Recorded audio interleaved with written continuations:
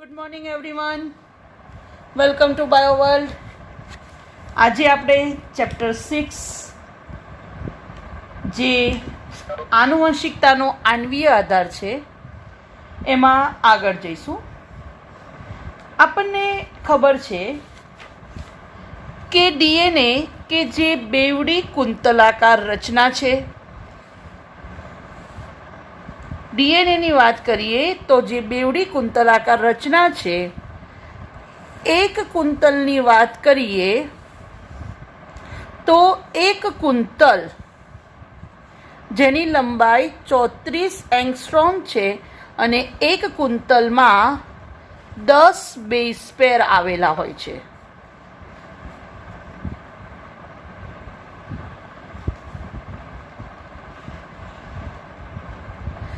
હવે એકચ્યુઅલી ડીએનએની વાત કરીએ તો ડીએનએ એની રચનામાં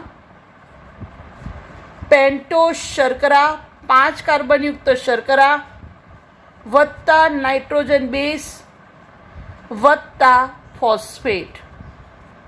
એટલે આમ જોવા જઈએ તો ડીએનએ સ્વભાવમાં એસિડિક છે. બરાબર. કેમ? કારણ કે એની રચનામાં જે ફોસ્ફેટ છે એ કેવો હોય છે? એસિડિક હોય છે, H3PO4- સ્વરૂપે. બરાબર. ડીએનએની વાત કરીએ તો જે પેન્ટોઝ શર્કરા છે એના પ્રથમ ક્રમના કાર્બન સાથે જોડાય છે નાઇટ્રોજન બેઝ કયા બંધથી? એન ગ્લાયકોસિડિક બંધ. અને 5મા ક્રમના કાર્બન સાથે જોડાય છે ફોસ્ફરસ એસ્ટર બંધથી.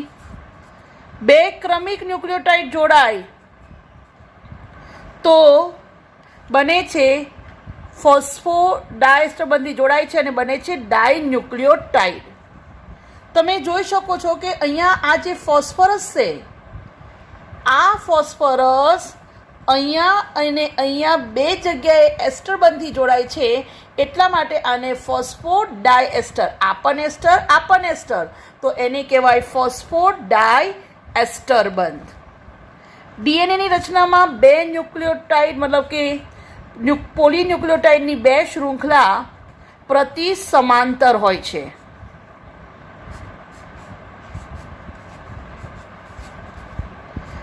બે સામસામેના શૃંખલા જોડાય છે પરસ્પર કોના દ્વારા? હાઇડ્રોજન બંધ દ્વારા. આવો હાઇડ્રોજન બંધ હોય છે એ અને ટી વચ્ચે 2 હાઇડ્રોજન બંધ અને જી અને સી વચ્ચે 3 હાઇડ્રોજન બંધ. આને કહેવાય ચારગાફનો નિયમ. ચારગાફ નિયમ. એકચ્યુઅલી એવું કહેવાય છે કે આ જે નાઇટ્રોજન બેઝ હોય છે એમાં પ્યુરિન જોડાય છે પિરિમિડિન સાથે અને પિરિમિડિન જોડાય છે પ્યુરિન સાથે.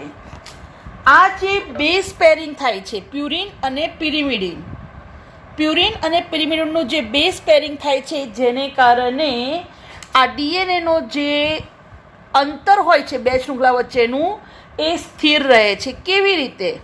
તો સમજી લો, એ અને ટીની વાત કરીએ તો એની રચનામાં 2 રિંગ હોય તો ટીની રચનામાં 1 રિંગ હોય તો 1, 2 અને 3 રિંગ થઈ ગઈ. એવી રીતે જી અને સી હોય તો સીની રચનામાં 1 રિંગ અને જીની રચનામાં 2 રિંગ. તો આવી રીતે બેઝ પેરિંગને કારણે, પ્યુરિન અને પિરિમિડિન હોવાને કારણે દરેકે દરેક બેઝ પેરમાં 3 રિંગ જોડવાય છે. એટલે કે એ ટી છે તો 1, 2, 3 રિંગ, જી સી છે તો અગેન 1, 2, 3. તો આવી રીતે 3 રિંગનું બંધારણ જળવાઈ રહે છે. રાઈટ. તો ખાસ ધ્યાન રાખજો કે જે બેઝ પેરિંગ થાય છે જેને કારણે ડાયામીટર જળવાઈ રહે છે. ઓકે. સેકન્ડ થિંગ, આ જે ડીએનએ તમે જુઓ તો આવો હોય છે. આમ જોવા જઈએ તો શર્કરા ફોસ્ફેટ અને સામે આવી રીતે નાઇટ્રોજન બેઝ દ્વારા જોડાય છે. એટલે આમ આપણને જાણે એવું લાગે કે કેવો આકાર છે? નિસરણી જેવો. બરાબર દેખાય છે. કેવું? નિસરણી જેવું. એક્સરે ક્રિસ્ટલોગ્રાફી પરથી એનું અવલોકન કરવામાં આવ્યું હતું. ખાસ યાદ રાખજો, તમને કદાચ ક્વેશ્ચન પૂછી શકે છે કે ભાઈ ડીએનએના પ્રકાર કેટલા?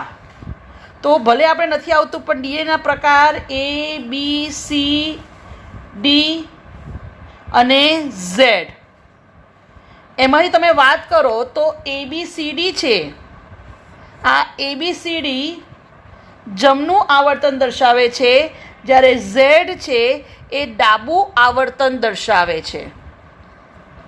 અને જે Z છે એમાં ધ્યાન રાખજો કે ઝેડમાં 12 બેઝ પેર હોય છે પર ટન, બરાબર, અથવા તો એક કુંતલ એમાં કેટલા બેઝ પેર હોય છે? 12 બેઝ પેર. કોની વાત કરીએ છીએ? ZDNA, બરાબર. તો ધ્યાન રાખજો કે ZDNA એ એકલો જ એવો છે કે જે ડાબું આવર્તન દર્શાવે છે, જ્યારે બાકીના બધા કેવું આવર્તન દર્શાવે છે? જમણું આવર્તન દર્શાવે છે, બરાબર. આપણને ખબર છે કે એક કુંતલ એની લંબાઈ હોય છે 34 એંગસ્ટ્રોમ, બરાબર. તો ધ્યાન રાખજો. હવે સ્ટાર્ટ કરીએ છીએ આપણો આજનો ટોપિક, જે બહુ જ ઇમ્પોર્ટન્ટ છે, લોંગ ક્વેશ્ચનમાં ખાસ પૂછાય છે, ડીએનએ કુંતલનું પેકેજિંગ. ડીએનએ કુંતલનું પેકેજિંગ, બરાબર. તો આજનો આપણો ટોપિક છે ડીએનએ કુંતલનું પેકેજિંગ, કે ભાઈ એક્ઝેક્ટલી ડીએનએ કેવી રીતે બને છે. ઓકે, તો આપણને ખબર છે કે ડીએનએ એના એક કુંતલની લંબાઈ 34 એંગસ્ટ્રોમ છે. તો કુંતલમાં બે બેઝ પેર વચ્ચેનું અંતર નેનોમીટરમાં પૂછાય તો ધ્યાન રાખજો 0.34 નેનોમીટર. તમે 0.34 કહો અથવા એને 0.34 ઇન્ટુ 10⁻⁹ મીટર લઈએ તો પણ સરખું જ છે, બરાબર. ઓકે, તો આ વાત થઈ બે બેઝ પેર વચ્ચેનું અંતર 3.4 એંગસ્ટ્રોમ, બરાબર. અથવાને શું કહી શકો છો તમે? 3.4 એંગસ્ટ્રોમ. તમે શું પૂછ્યું છે ધ્યાન રાખવાનું, એંગસ્ટ્રોમ કીધું છે કે નેનોમીટર કીધું છે એ ધ્યાન રાખવાનું છે. ઓકે, ચાલો હવે ખાસ પૂછાયેલો ક્વેશ્ચન છે કે સસ્તનના કોષની વાત કરીએ તો સસ્તનમાં બેવડી કુંતલમય રચના ધરાવતા ડીએનએ ની લંબાઈ કેવી રીતે મળે છે? તો કુલ બેઝ જોડીની સંખ્યા ઇન્ટુ બે બેઝ પેર વચ્ચેનું અંતર. તો કુલ બેઝ જોડીની સંખ્યા કેટલી છે એને મલ્ટીપ્લાય બે બેઝ પેર વચ્ચેનું અંતર કરો તો તમને ડીએનએની લંબાઈ મળે. ડીએનએની કુલ બેઝ પેર છે 6.6 ઇન્ટુ 10⁹ બેઝ પેર, બરાબર. આપણે જોઈ ગયા હતા લાસ્ટ લેક્ચરમાં કે એકકીય ડીએનએ, ધ્યાન રાખજો, આપણે લાસ્ટ ટાઈમ શું જોયું હતું? એકકીય ડીએનએ. એકકીય ડીએનએની લંબાઈ હતી 3.3 ઇન્ટુ 10⁹ બેઝ પેર. તો આ કુલ બેઝ પેર એટલે 2n ગણવાના, that is 6.6 into 10⁹ base pair into બે બેઝ પેર વચ્ચેનું અંતર, that is 0.34 into 10⁻⁹ metre per base pair. તો કુલ તમને અંતર લગભગ મળે 2.2 મીટર, જે આ વખતનો નીટનો ક્વેશ્ચન છે, બરાબર. આ નીટનો ક્વેશ્ચન છે 2.2 મીટર. ઓકે, સો આ થયું સસ્તન એના બેવડા કુંતલાકાર ડીએનએની લંબાઈ. ખાસ ધ્યાન રાખજો, કુલ બેઝ જોડીઓની જે સંખ્યા છે ઇન્ટુ બે બેઝ પેર વચ્ચેનું અંતર કરીએ તો આપણને લગભગ લંબાઈ મળે 2.2 મીટર. ઓકે, ચલો હવે આગળ જઈએ. તો પહેલાં આપણે આદિકોષ કેન્દ્રી કોષની વાત કરી લઈએ.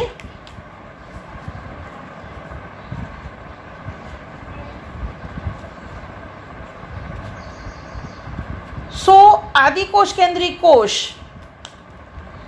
જેમ કે ઇકોલાઈ, એમાં આપણને ખબર છે સુવિકસિત કોષ કેન્દ્ર હોતું નથી, મતલબ કે ડીએનએના કોષમાં સંપૂર્ણપણે ફેલાયેલું હોતું નથી. આદિકોષ કેન્દ્રી કોષની વાત કરીએ તો આપણને ખબર છે કે ડીએનએ કેવો છે, ઋણ વીજભારિત, અને એની સાથે કેટલાક પ્રોટીન જોડાય છે જે ધન વીજભારિત હોય છે, અને આ ધન વીજભારિત પ્રોટીન સાથે જોડાય છે અને એક જગ્યાએ સ્થાપિત થાય છે, જેને શું કહેવાય તો ધ્યાન રાખજો, એને કહેવાય ન્યુક્લિઓઇડ. શું કહેવાય? ન્યુક્લિઓઇડ. આ મોસ્ટ ઇમ્પોર્ટન્ટ ક્વેશ્ચન. આદિકોષ કેન્દ્રી કોષમાં ડીએનએ જે સ્વરૂપે આવેલું હોય છે તો ક્યાં આવેલું હોય છે તો એને કહેવાય ન્યુક્લિઓઇડ. બરાબર. અને આ ન્યુક્લિયોઇડની વાત કરીએ તો ન્યુક્લિયોઇડમાં ડીએનએ એક મોટી કડી મતલબ કે લૂપ સ્વરૂપે હોય છે, અને કડીઓ પ્રોટીન વડે જોડાયેલી હોય છે. અને આ કડીઓ જોડાય છે કોના વડે? પ્રોટીન વડે જોડાય છે. તો આ થયું આદિકોષ કેન્દ્રી કોષ, એનું ડીએનએ. ચલો હવે વાત કરીએ આપણી જે સૌથી ઇમ્પોર્ટન્ટ છે સુકોષ કેન્દ્રી કોષ. તો સુકોષ કેન્દ્રી કોષમાં આયોજન થોડુંક જટિલ હોય છે. મોસ્ટ ઇમ્પોર્ટન્ટ અહીં ધન વીજભારિત પ્રોટીન સમૂહ આવેલો હોય છે. આ પ્રોટીન સમૂહને કહેવાય હિસ્ટોન. બરાબર. હવે આ જે હિસ્ટોન પ્રોટીન છે એમનો પ્રોટીન વીજભાર કેવી રીતે પ્રાપ્ત કરે છે તો એની જે શૃંખલા છે, આખી શૃંખલામાં એમાં એમિનો એસિડની બહુલકતા, મતલબ કે જે એમિનો એસિડ છે એ કેવો છે, એમિનો એસિડના પ્રકારને આધારે હિસ્ટોન પ્રોટીનના બેઝિક છે એવો પ્રકાર પડે. આપણને ખબર છે કે ભાઈ એમિનો એસિડ 4 પ્રકારના: અધ્રુવીય, ધ્રુવીય ધન વીજભાર, ધ્રુવીય ઋણ વીજભાર અને ધ્રુવીય તટસ્થ. આપણને એ પણ ખબર છે કે જે બેઝિક એમિનો એસિડ છે, એના નામ આપણને ખબર છે હિસ્ટિડીન, આર્જિનિન અને લાઇસિન, જેને આપણે હલ કહીએ છીએ. શું કહીએ છીએ? હલ. હિસ્ટિડીન, આર્જિનિન, લાઇસિન. ઇવન આપણને એ પણ ખબર છે કે જે એમિનો એસિડની પાર્શ્વ શૃંખલામાં છેલ્લે એમિનો ગ્રુપ હોય, એમિનો ગ્રુપ કે જે બેઝિક ગ્રુપ છે, આ એમિનો ગ્રુપ જેમાં હોય એના આધારે એને બેઝિક એમિનો એસિડ કહેવાય. તો બેઝિક એમિનો એસિડના નામ આપણને ખબર પડી ગઈ: હિસ્ટિડીન, આર્જિનિન અને લાઇસિન. તો ખાસ યાદ રાખજો, ખાસ કરીને જેમાં લાઇસિન અને આર્જિનિન વધારે હોય એવા એમિનો એસિડ જેમાં વધારે હોય એ પ્રોટીનને કહેવાય હિસ્ટોન. તો અગેન અહીંયાથી ઇમ્પોર્ટન્ટ ક્વેશ્ચન, હિસ્ટોન પ્રોટીન એમાં કયા એમિનો એસિડ વધારે હોય છે તો યાદ રાખજો લાઇસિન અને આર્જિનિન. ઓકે, હિસ્ટોન પ્રોટીનમાં કયા એમિનો એસિડ વધારે હોય? લાઇસિન અને આર્જિનિન. રાઈટ. તો આ આલ્કલીય એમિનો એસિડ કો અથવા તો બેઝિક એમિનો એસિડ કો વસ્તુ એક જ છે. હવે થોડુંક એડિશનલ કહી દઉં. એકચ્યુઅલી હિસ્ટોન પ્રોટીન એના પ્રકાર H1, H2, H3 અને H4. H2 જે છે એના પાછા બે પ્રકાર પડે છે, H2A અને H2B. ઓકે, હવે આ હિસ્ટોનના 8 અણુઓ જોડાય અને બને છે હિસ્ટોન ઓક્ટામર. કેવી રીતે બને છે ચલો એ બતાવી દઉં. હિસ્ટોન ઓક્ટામર કેવી રીતે બને છે તો સમજી લો કે આ છે H2A. H2A ની પાછળ જ બીજું H2A હોય છે.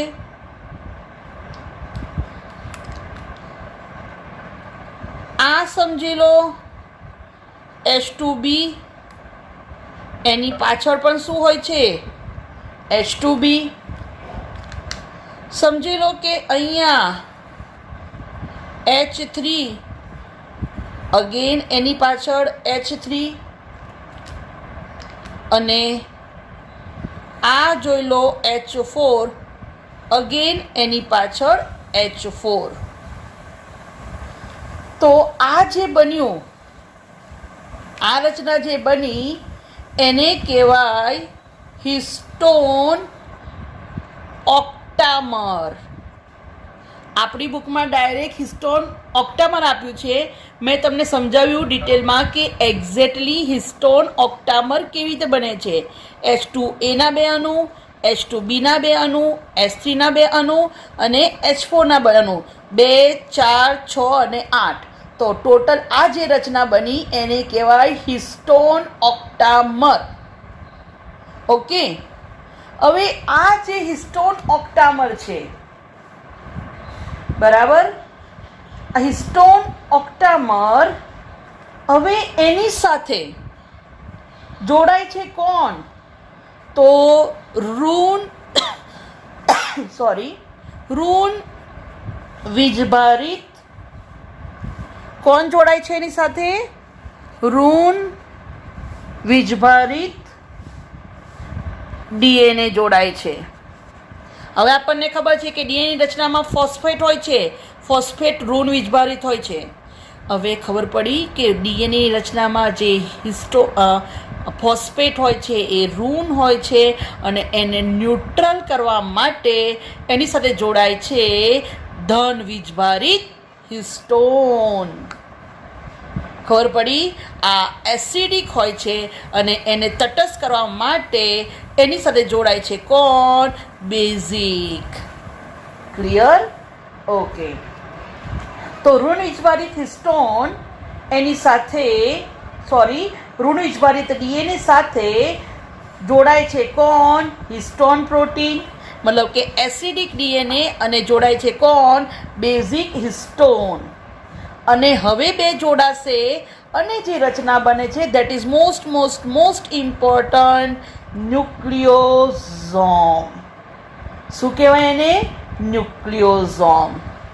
તો જુઓ, તમારા ઇન્ફોર્મેશન માટે હું આને એક આક જ કલરથી બતાવું છું. સમજી લો કે આ હિસ્ટોન પ્રોટીન છે. સમજી લો તમારે હિસ્ટોન ઓક્ટામર છે. બરાબર? સમજી લો આ પણ હિસ્ટોન ઓક્ટામર છે. બરાબર? ઓકે. અને સમજી લો આ પણ હિસ્ટોન ઓક્ટામર છે. હવે આપણે જોયું કે હિસ્ટોનના 4 પ્રકાર H1, H2, H3 અને H4. અહીંયા વપરાયા H2, H3 અને H4. બાકી કોણ રહ્યું? H1. રાઈટ? તો આ જે હિસ્ટોન છે, આ હિસ્ટોન એટલે કે જે ઓક્ટામર છે, આ ઓક્ટામરને વચ્ચે જોડવાનું કાર્ય લિંકર મતલબ જોડવાનું કામ કોણ કરે છે? તો યાદ રાખજો H1. બરાબર? તો આ થયો H1 હિસ્ટોન જે જોડવાનું કાર્ય કરે છે. ઓકે. હવે એકચ્યુઅલી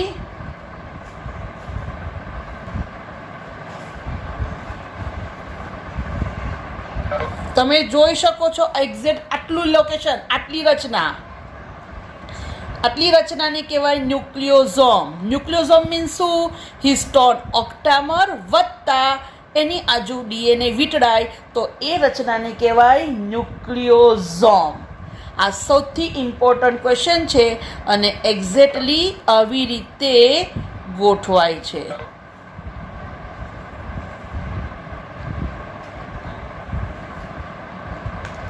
બરાબર. સો હિસ્ટોન પ્રોટીન વત્તા એટલે કે હિસ્ટોન ઓક્ટામર વત્તા ડીએનએ અને જે રચના બની એ કહેવાય ન્યુક્લિયોઝોમ. ખાસ ધ્યાન રાખજો, ન્યુક્લિયોઝોમમાં આ જે ડીએનએ હોય છે એની લંબાઈ હોય છે 200 બેઝ પેર. બરાબર. કેટલી લંબાઈ હોય છે? 200 બેઝ પેર. અને આવા જે ન્યુક્લિયોઝોમના પુનરાવર્તિત એકમો, આ આખી રચના તમે જે જોઈ શકો છો એને કહેવાય ક્રોમેટીન. બરાબર. અને ક્રોમેટીન તમે મોસ્ટ ઇમ્પોર્ટન્ટ જેને કહેવાય દોરીમાં પરોવાયેલા મણકા. કેમ એવું? તો આ હિસ્ટોન પ્રોટીન પાછો જોડાય, પાછો હિસ્ટોન પ્રોટીન જોડાય, હિસ્ટોન પ્રોટીન જોડાય, ઓક્ટામર તો દોરીમાં મણકા અથવા beads on string. Beads on string કે અથવા ક્રોમેટીન કે અથવા ન્યુક્લિયોઝોમ કે તો આ રચના ખાસ યાદ રાખવાની. યાદ રાખવાનું છે ન્યુક્લિયોઝોમ કેવી રીતે બને તો હિસ્ટોન ઓક્ટામર પ્લસ ડીએનએ. આ ડીએનએમાં લંબાઈ કેટલી એની? અહીંયા જે આટલો ડીએનએ હશે એની લંબાઈ 200 બેઝ પેર. તો આ થયું ન્યુક્લિયોઝોમ. આવા બધા બહુ ન્યુક્લિયોઝોમ જોડાય તો બને ક્રોમેટીન. તો ન્યુક્લિયોઝોમ દેખાય છે કેવું? તો ખાસ યાદ રાખજો, દોરીમાં પરોવાયેલા મણકા જેવું. સો ન્યુક્લિયોઝોમ એ દેખાય છે કેવું? દોરીમાં પરોવેલા મણકા જેવું. રાઈટ. તો આ મોસ્ટ ઇમ્પોર્ટન્ટ મને તમને શીખવાડ્યું ન્યુક્લિયોઝોમ. હવે આ ક્રોમેટીન જેમાં આપણને એવું લાગે કે દોરીમાં પરોવાયેલા મણકા છે, ખાસ ધ્યાન રાખજો, જેને બીડ્સ ઓન સ્ટ્રિંગ કહેવાય. દોરીમાં પરોવાયેલા મણકા.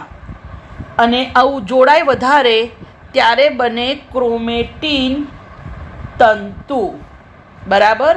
એકચ્યુઅલી તમને કહી દઉં તો જે પછીની રચના બને છે એને કહેવાય સોલેનોઇડ. સોલેનોઇડમાં એવું કહેવાય કે 6 ન્યુક્લિયોઝોમ હોય છે. બરાબર. ત્યાર પછી રચના કઈ બને છે? સોલેનોઇડ, જેમાં 6 ન્યુક્લિયોઝોમ હોય છે અને એનો વ્યાસ હોય છે 30 નેનોમીટર. જે વધારે ગળ્યો કેળવે છે અને ક્રોમેટીન તંતુ બને છે જે 300 નેનોમીટર હોય છે. વધારે ગળ્યો કેળવે 700 નેનોમીટર. અને છેલ્લે આપણે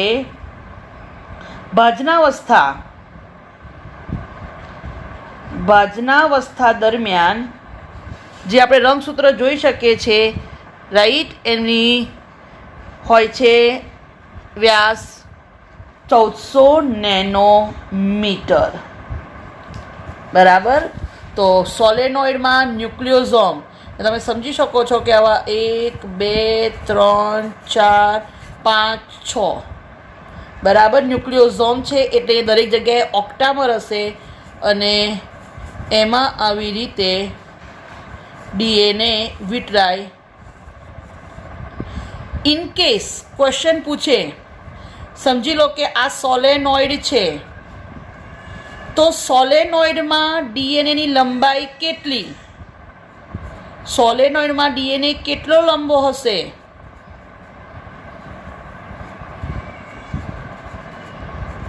તો યાદ રાખજો 1200 બેઝ પેર. બહુ કોમન કેલ્ક્યુલેશન છે કે એક ન્યુક્લિયોઝોમમાં 200 બેઝ પેર લંબાઈ. તો આવી 6 છે તો કેટલી લંબાઈ? તો 1200 બેઝ પેર. ક્લિયર? બરાબર, ઓકે. હવે એકચ્યુઅલી ખરેખર ત્યાર પછી રચના કેવી થશે તો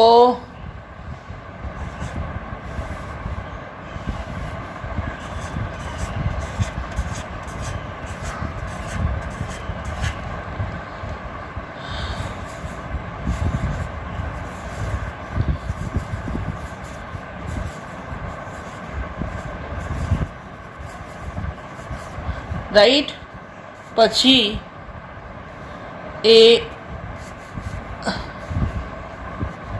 આવી રીતે વધારે ગળ્યો કેળવશે, જે પછી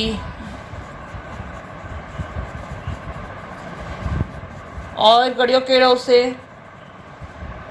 અને એ જ ભાગ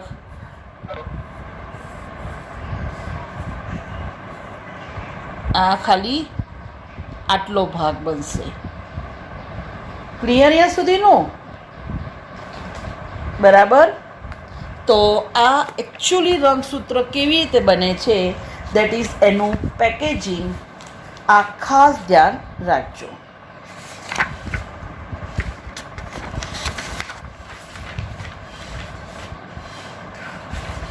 ઓકે, હવે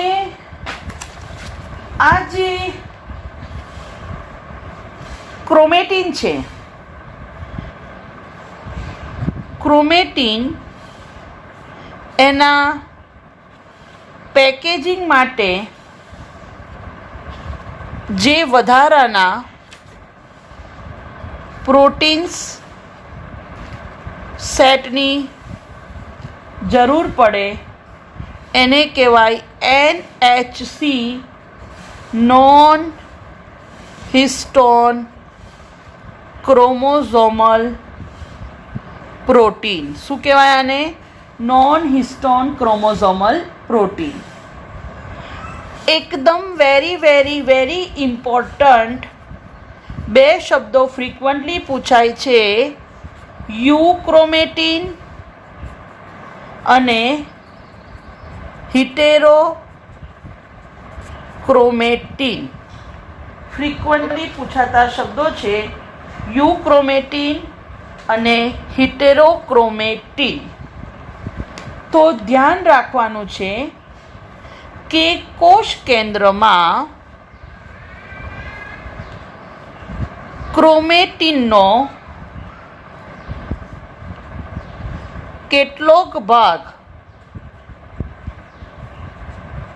શિથિલ રીતે ગોઠવાયેલો હોય છે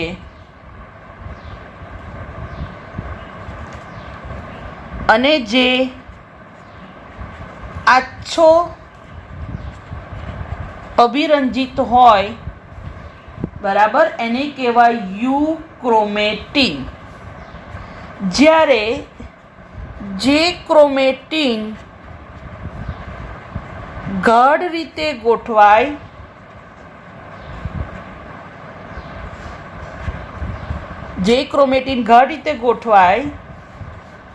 અને ઘેરો અભિરંજિત થતો હોય એને કહેવાય હિટેરોક્રોમેટીન. તો મોસ્ટ ઇમ્પોર્ટન્ટ ધ્યાન રાખવાનું યુક્રોમેટીન અને હિટ્રોક્રોમેટીન.